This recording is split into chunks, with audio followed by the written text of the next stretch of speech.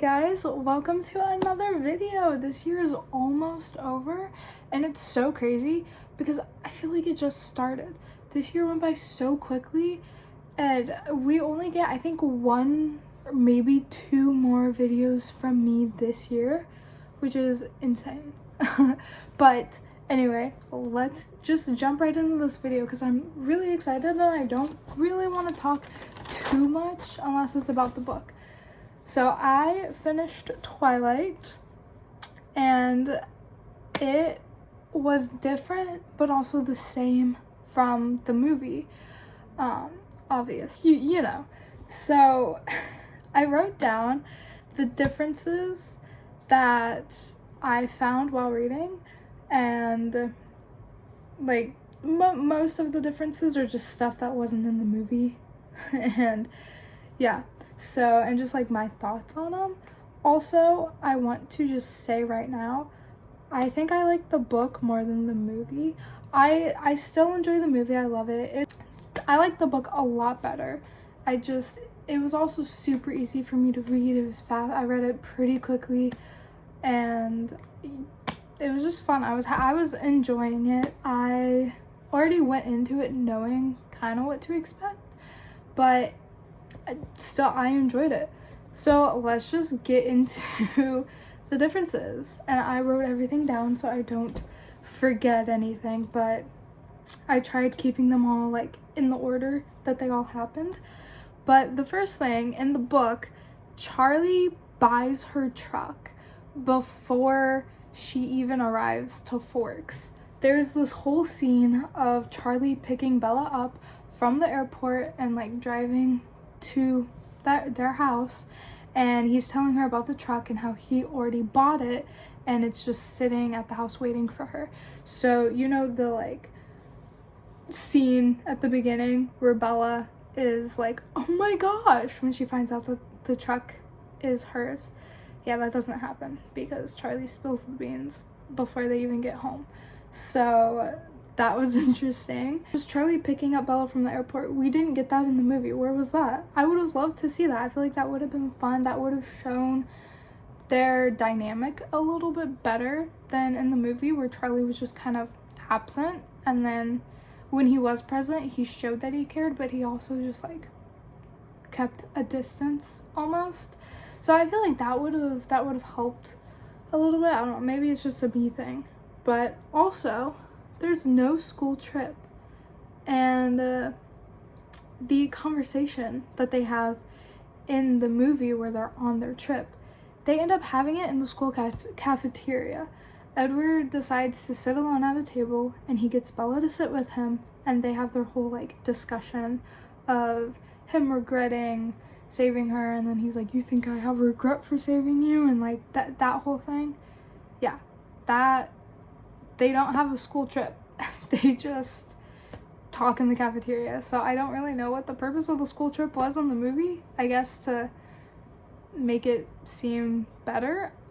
I really don't know, but I just thought that was interesting. Oh, there is one thing that they put in the movie that they changed. In the movie, we meet Jacob and Billy together when the truck is introduced. Because, you know, they drop the truck off for Charlie and Bella, and that's when we meet them. We don't meet Jacob in the book until after she goes to La Push with her friends. So that's like a good, like, I want to say I was almost halfway when we got there. I might be exaggerating a little bit, but like I read a good chunk before we met Jacob. So we don't see him in the beginning, which honestly shocked me. I was kind of like waiting to see when he would show up, and he showed up at La Push, and that's where they have their like, oh yeah, I remember you, oh, we used to hang out as kids type thing. So that was interesting. Also, their biology class, they have a scene in the book where in their biology class, there's a day where they draw their blood and get their blood type because there's a blood drive coming, and some of the students are going, some aren't, and blah blah blah, and Bella faints. Or like, I guess she doesn't faint, but she gets close to fainting and she leaves the classroom and goes to the nurse because she's going to faint. We don't get that in the movie. I feel like that would have been interesting to know that she's nauseous when it comes to blood, because in the movie we have no idea that she gets nauseous or anxious when blood is around, because we don't have the scene where she gets nauseous around blood. So that would have been nice to see in the movie, but we do get it in the book, which is why I do think it is always good to read a book first so you get all the context. I did not read the book first, obviously. I was little when the Twilight movies came out. I want to say I was like 7 when the first one came out. So I was little and I was not a reader. So I did not have that context, but now I do. So yeah, that was a whole rant for nothing. I'm sorry.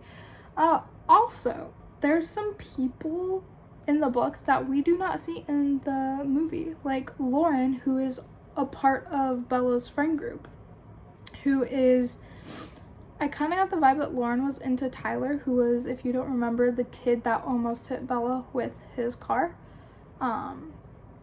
Yeah, we don't get introduced to Lauren. She's non-existent in the movie. So yeah. And then there's also Rebecca and Rachel, who are apparently twins and Jacob's sisters.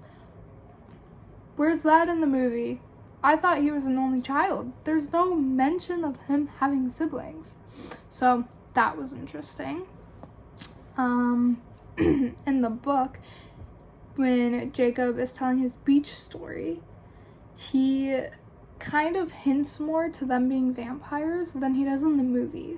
Like, I think he actually says the word vampires to clarify for Bella, I guess, but he also doesn't take the story seriously. I feel like in the movie he takes it a little serious, but in the book he just completely does not believe it at all, and he's like, this is just like a folk tale that they tell to scare the kids, and like, it's not true. Vampires aren't real, werewolves aren't real.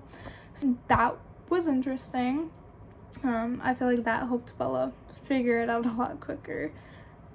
Also, the creepy guys I almost said at the bookstore, in Seattle, when she's with the girls going dress shopping, and then she goes to the bookstore and then she gets followed by those guys. Yeah, they don't appear at the dress shop, but Bella ends up walking past the sketchy group of guys, and they catcall her, and then they follow her. And if you've seen the scene, you know most likely what they were going to do. Bad, horrible, terrifying things. But yeah, so Bella ends up getting lost, and then she kind of just stumbles into the area that those guys are in. And that's their first introduction. There's no like catcalling through the shop window like there is in the movie.